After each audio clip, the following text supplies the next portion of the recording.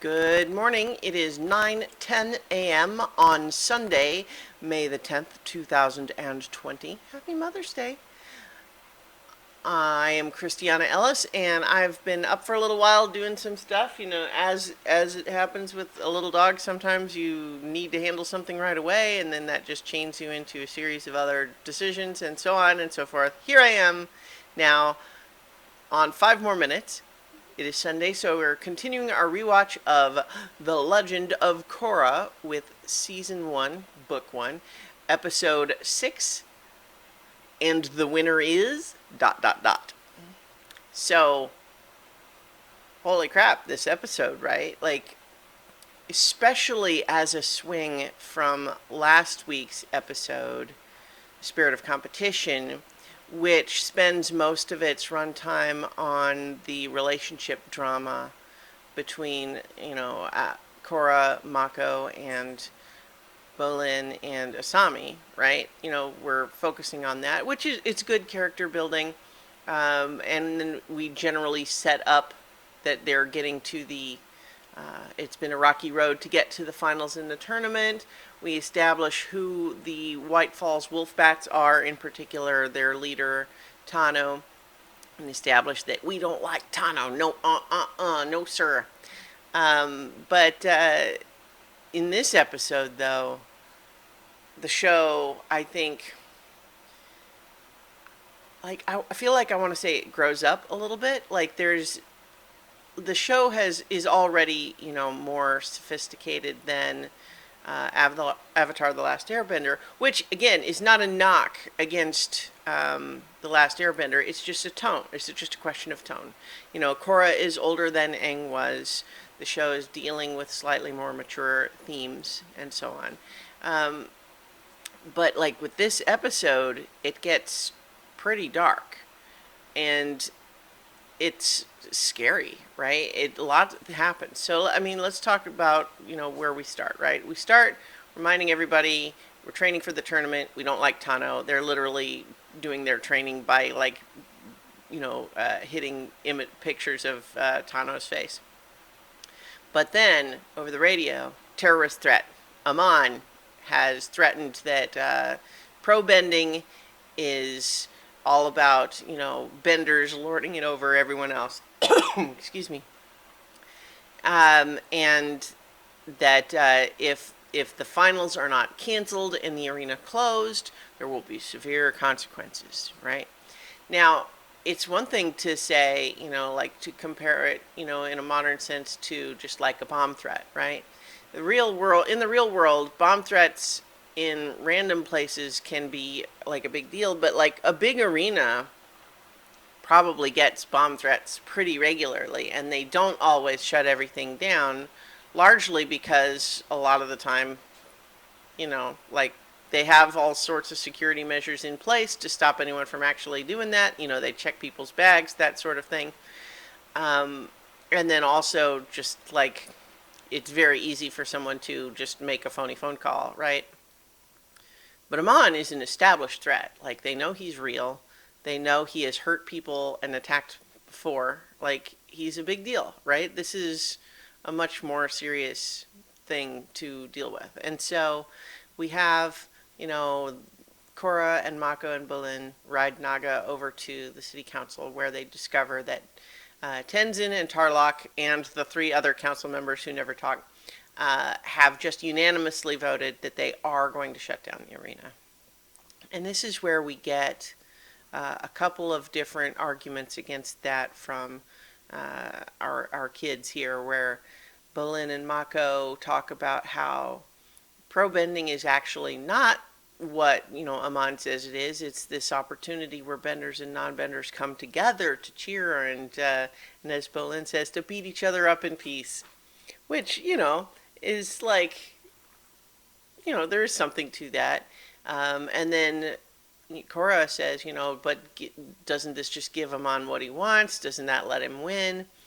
And I think, again, it's an indication of a more sophisticated show when Tarlok, who's already the council member that we're not sure we totally trust, basically says that's naive idealism.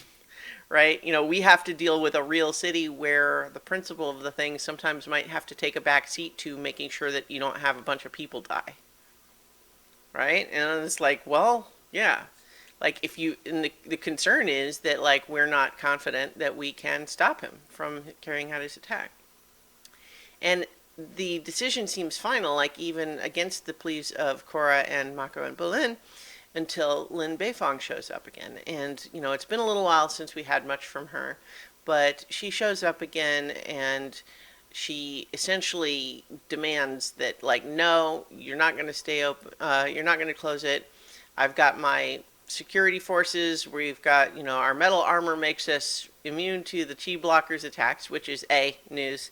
It's good to know, but also sets up later why they are uniquely vulnerable to this particular attack.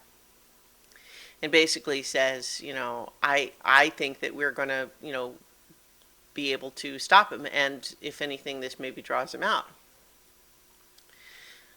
And then that's where Tarlok basically,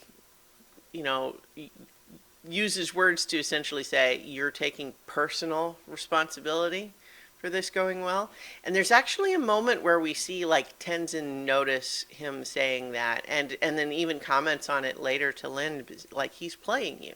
Now, again, no one suspects any, like, it doesn't make sense why he would, in this context, have vociferously opposed it in the council until she shows up.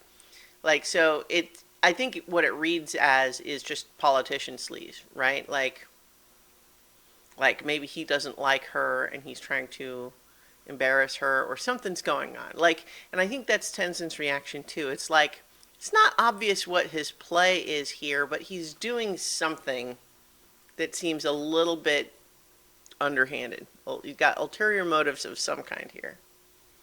But he can't imagine that Tarlok would want an attack to happen, especially after just arguing that they should close the arena. So, it's, you kind of have to take him at face value when he says Lin Beifong is an excellent security officer, and if she believes that she's confident she can protect us, then let's do it. So, everyone except Tenzin changes their vote, and they're going to have the tournament, right? So, that's when we get Lin continuing to be very chilly towards Korra, even though she took her side. And we have a nice moment with Tenzin and Lin where, he expresses like, this is where Tarlok's playing you. And, Lin is just like, I know what I'm doing. And then when Korra shows up, she, storms off. And that's where Korra intuits from Tenzin that Lin was the other woman. When we learned last week about how Pema, Tenzin's wife, stole him essentially from another woman, well, apparently Lin was the other woman. And it's also nice to get just a little droplet of lore where we learn that apparently Lin and Aang got along really well. That's kind of fun. Just, it's like whenever we get these little hints of stuff that happened with, grown-up Aang, it's kind of fun. But Korra feels very pleased with herself to have figured it out and calling Tenzin a heartbreaker. Tenzin is very embarrassed and flustered by this whole line of conversation. And, it makes sense because, Tenzin's a good guy, but he is sort of very closed off on a personal level, right? Like, he does have some difficulty expressing those more vulnerable emotions, right? And so whenever something like this is a little awkward, he struggles. So that's some fun stuff. And there's also a fun hint of like, I'm surprised that Lin didn't try to have Pema arrested. And it's like, oh, she tried. But in any event, this is where we have the tournament, right? And there's all sorts of security forces everywhere. And then we're back into sports movie mode, right? And it's the tournament, and we have Pabu comes out and does a neat trick for the fire ferrets, and then of course the wolf bats have their whole, they've got their whole thing with the costumes and fireworks and pyrotechnics and everything, and we keep cutting to these two girls in the stands. They're the girls that were with him at the restaurant, and they're cheering for him, um, and it's classic sports movie tropey stuff to make our guys the underdog. In particular, moving on to the bit where the Wolfbats are obviously cheating and the refs are not calling it, and they realize, uh-oh, this is rigged. It's stacked against us. The only way we can win is if it's really obvious that we're playing fair, because if we try to cheat like they are, the refs will call us on it. And so this is where, again, we're setting it up. That's what feels like the stakes in this episode. We've of course learned that that's kind of a false stakes. Very soon we don't care about the tournament at all anymore.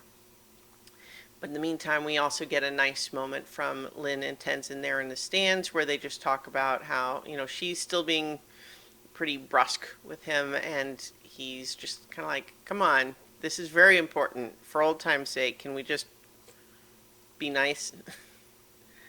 And she kind of agrees to that, softens a little bit. But and then there's also just discussion of he is now engaged in the Probending, which is very nice, because it shows that despite what I was just saying about him sometimes struggling to express those sorts of softer feelings, the idea that he has recognized that Korra cares about this, and the fact that he's internalized to that to the point where he cares about it too, is nice. It's you talk about love languages sometimes, right? And it's like, someone he cares about is passionate about something, and so he becomes passionate about it as well. But just when it looks like the cheating is totally out of control, totally unfair, and the Wolfbats have won the tournament, that's when Amon shows up. And a lot of people, and this is where everything changes, right? So a lot of people in the stands suddenly pull up these masks, and they have these shock gloves, where even though they might not all have the chi blocking martial arts skills, this is a weapon that, in the hands of a relatively unskilled user, can take someone out, can one shot someone and they're on the ground. And in particular, the metal bending armor, with the security forces, just makes them even easier to hit with that and take them out. And so we have this attack, and suddenly it's chaos. They're everywhere. They're attacking people. Lin and Tenzin are taken out almost immediately. And this is when Mako and Bolin and Korra down in the water are taken out by the lieutenant guy, and they're tied up. And Amon shows up, and he takes the bending away from the Wolfbats. And even though we didn't like them, even though we were specifically made to really hate Tano, it's still scary when Amon goes to take his bending away. It's like, we don't like him, but we didn't want that, right? That's not, it doesn't feel like the right comeuppance for that character. We want him to be defeated in the arena, because that's the arena in which we hate him. And so, for Amon in a terrorist attack to show up and take his bending away in front of everybody. And what almost twists the knife is that when he's describing, it's like, just like how they were bullying the other team, that's how benders bully everybody else. And that's where it gets a little bit of a twist of the knife of complicated feelings for us, because we agree that they were bullying, right? And so it makes it feel weird for Amon to even momentarily, for half a sentence, be on your side, and that's weird. And so, there's some complicated feelings there.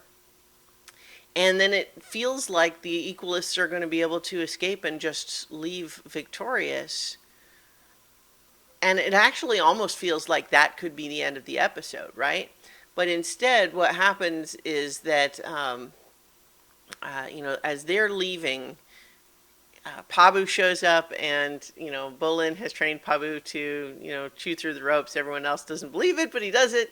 Korra gets free. She's able to try to pursue, and there's this great moment where she uses the water bending to launch herself way, way high up in the air, but it's just short of where she needs, and it looks like she's about to fall.